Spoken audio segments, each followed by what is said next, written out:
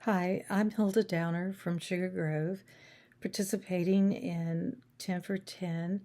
Thank you, Kelly Shin, for this wonderful fundraiser idea, and all the other poets that have also contributed to the readings. I'd like to leave the proceeds of my reading to the State Line Resource and Distribution Center in Trade, Tennessee, who have been so helpful in my area after Helene flood, including me. So thank you to them. I'm going to read from a forthcoming chapbook called Seeds of Gems and Metals in honor of my younger brother. This is called Walking Highway 80 in Bandana. How much does the road weigh?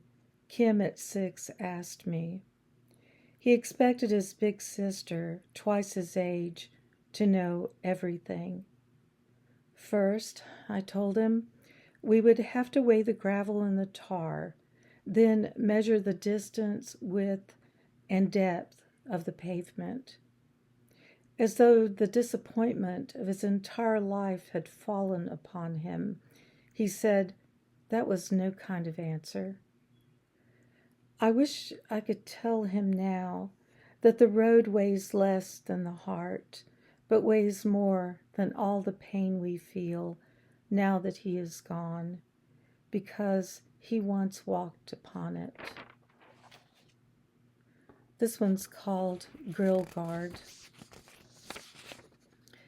Metal spaced as an adolescent mustache completed my son's dream car, an old white Impala, spinning gravel and voted most likely to hit deer.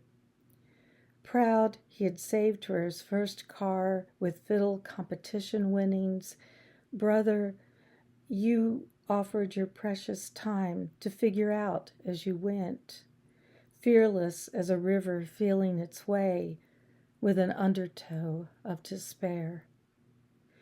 You laid parts in order of assembly on a blanket in the sun, a skeleton made of steel, hot, too hot to the touch. So how can these cold remains be your bones? This one's called Gold Stars. For Branch, who said he wanted to be an astronaut artist when he grew up, and he did become a stellar artist. The refrigerator's own gravity pulled a magnetic chart to its chest, where the center of its heart was a gold star.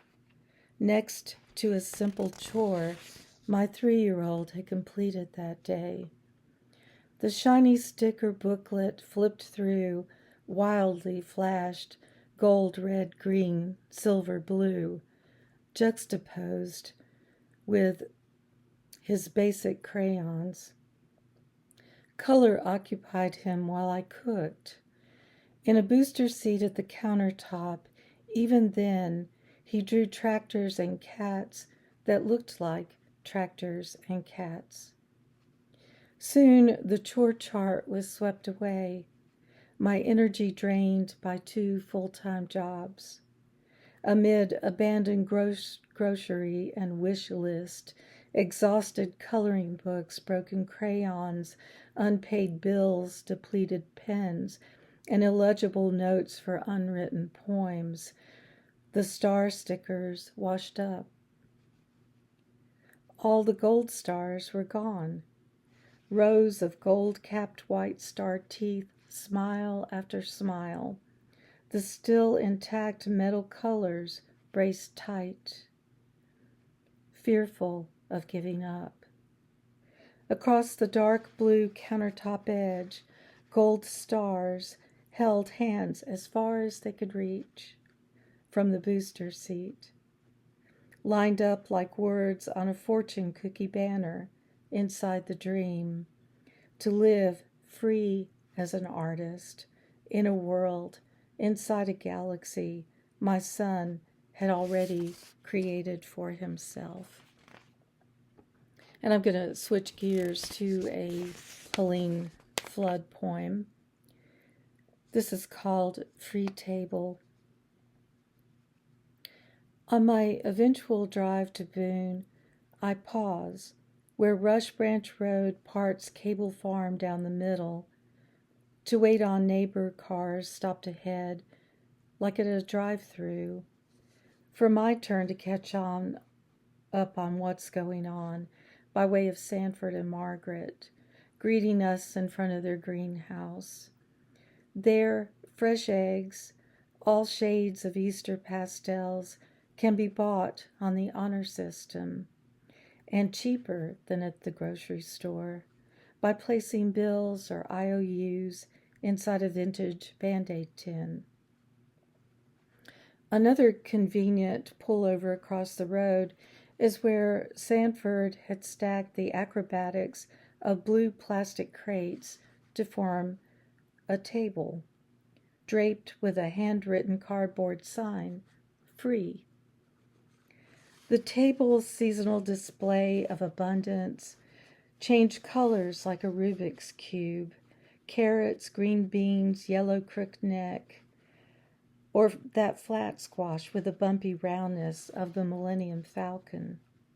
Peppers, eggplant, pickling cucumbers, zucchini big as wiffle ball bats, cabbage, heirloom tomatoes, and finally pumpkins, full of themselves as princess dresses. Then plenty ended. Flood waters clawed away the bare fist of unharvested potatoes, then wrestled a culvert until the field yielded a canyon next to the barn that annually displays Margaret's lit-up nativity scene and invite to drink hot chocolate and sing Christmas songs together. Decorated for the fall, old tractor tires, brimming marigolds, and yellow mums had dotted the circle drive, and a jovial scarecrow's shirt, arms empty, had waved in car wind. Those first days, neighbors on four-wheeler, horse, or foot checked on each other. Fallen tree trunks that divided our isolation by half-lives were chainsawed into minus signs for firewood later. Sanford's table switched gears, adapting into the community distribution center. Neighbors shared what they had: canned goods, granola bars, batteries, lanterns, towels, and tarps. A sack of feed, bent from exhaustion, leaned tenderly against the table base. Full gas cans on red alert stood at attention, confident in being selected, quick as the few hay bales spared from becoming shredded wheat in the Watauga River. Above the table, Sanford mapped a potable spring not easily seen from the road, with a vibrant green trough, serving double duty, holding water so neighbors could dip buckets. For flushing, Sanford whispered. Weeks of no power, for wells or cell reception, low helicopters whirring like war. The table was our flag, still there, a reminder to gather with gratitude for hunger, for thirst, and for all that is still free. Thank you.